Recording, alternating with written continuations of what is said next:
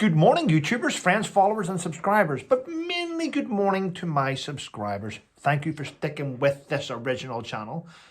And as HG Tudor would say, the Ultra channel. But I'm getting loads of emails coming in, people, and I have to respond to them. I can't just ignore things. Just because people are trying to gag me and shut me up doesn't mean that, I can't ignore the subject. I'm going to be honest. But I'm going to try and get around this subject as positively as possible. First of all, I'm a little bit disappointed. Last night, I had to console my 11-year-old son, who was crying because England got knocked out the World Cup. It was a shame. It was a shame. Now, there's loads of stories I've written down and loads of things to cover. One of them I'm going to cover is Gary Neville. Gary Neville, truthfully, was a great player for United. He's actually a good pundit. And he's a good businessman. But everyone needs to blame somebody. Gary Neville's come out and said, the referee was a disgrace. The referee's everyone's a disgrace. Blah, blah, English. Listen, people. I watched it at home along with millions of other people. Harry Kane missed a penalty, which could have kept England in. So let's not blame the referee. England got 2 penalties. Oh, but they should have got 3. It doesn't matter what they should have, could have, would have. At the end of the day, he missed a penalty. So, and I don't blame Harry Kane. Yes, he missed a penalty, which could have kept him in it. However, this is a guy with extreme, unprecedented pressure placed on his shoulders at a time when the world is watching. So, you know what I mean? Could I have done it? Probably not. It's a 50-50 and it goes in or it doesn't. But let's not blame everyone. At the end of the day, France played the better football. And that's the bottom end. Well, that is the end.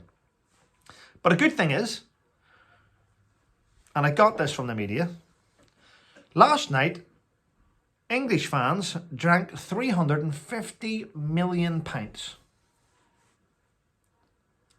Wow. I find that unbelievable, but there we go.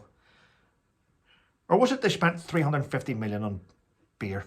Either way, in a time when we're all constraints, clearly it's not an issue. Clearly drinking is more important than heating. Right, now I'm going to cover this. Yeah, if my channel goes down today, then I apologise to everyone, but you can come over and get me on Rumble. I am on Rumble, and I'm on Locals now, but I'm going to cover this, right? There's been calls, and it's all over the media, for Harry and Meghan not to come anywhere near King Charles's coronation. If they do, they risk being booed, and there we go. And that's all over it. And what else is there? Coming in from, I think it's the Daily Mail this morning, stating, and I quote from the Daily Mail, Harry has no regrets and is delighted with how the Netflix series has came out after he branded Britain racist. So there we go. Now, I'm not going to delve into that in too much. I'm just going to say one thing, which is what covers everything. Many years ago, and I will be honest with you, and I hate to say it, but I will tell you the truth. Me and my ex-wife used to sit down and watch Suits. We watched Suits. Harvey Specter, I thought was a great actor. I loved the show. I enjoyed the show. We used to sit down religiously and watch it, and we would go through it, box sets, binge watch, and I enjoyed it. I thought that Meghan was just an ordinary actress. I didn't think she was rubbish, I'm going to be honest. Did not think she was rubbish. I actually thought, the show was good. The show was good. I enjoyed it.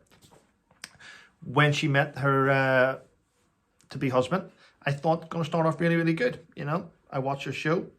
Harry's made all these promises, and I think it's going to go really well. The only thing that I believe, in my own opinion, that I've called out is actions and behaviour. People's actions and behaviour turn you against them. It's nothing to do with colour, but people in society like to use colour in order to hide their behaviour and hide their actions. They'll blame something else because they can't deal with who they are. It's just the fact that you're not really a nice person. But anyway, let's move on from that. For those of you that have managed to, or if you're going to buy, Matt Hancock's, the ex-health secretary, if you're going to buy his book on Amazon, The Pandemic Diaries, I've not done it.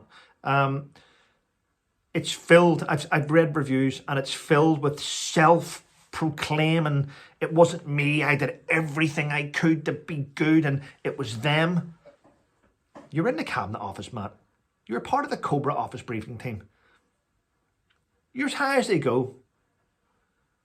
You speak directly to the Prime Minister and you get information from scientists and from doctors and this. And you went away with this tomfoolery and you ignored it. You then broke your own rules. You then tried to go to the jungle, which you did, and you made £400,000. You then brought out a book. You're exploiting what you did to people for financial gain. But what makes it worse, and I will say this, don't know if anyone else has said this, your ex-wife was complicit with you up until you did the dirt behind her back. And now the Conservative Party are calling for his ex-wife to stand for his seat as an MP. Wow. I don't think you're going to be able to beat Nigel Farag's Reform Party with Richard Tice. I think they're going to have a candidate up there. It doesn't, like, we now know as a society that Labour and Conservative are the ones that's ruined the country. I mean, you know, people say, yeah, but Conservatives in power. There's deals done behind our backs, guys, between Labour and Conservative. They work together hand in hand to ruin the country. No one else has done it. But there we go. It's now come out today that the UK paid China £26 million, prepaid China £26 million for COVID-related PPE, which never left China. That's £26 million and we haven't even got the stuff. We didn't need it, but we haven't got it. So we need to stop giving away our money when everyone else is skint. But tell you who's not skint? Boris Johnson, who now charges £226,000 for a speech. That's a lot. Yeah, he's just bought a new £4 million home along the River Thames.